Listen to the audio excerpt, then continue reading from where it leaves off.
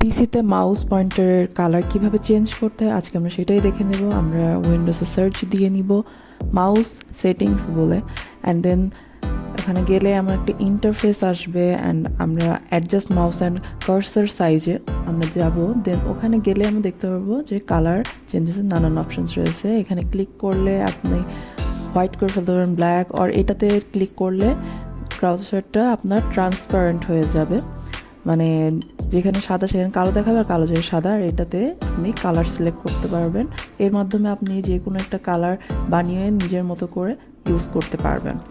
এই ছিল ক্রসারের কাজ, আর এখান থেকে আপনারা ক্রসারের সাইজ বড় ছোট করতে পারবেন নিজের সুবিধা অনুযায়ী।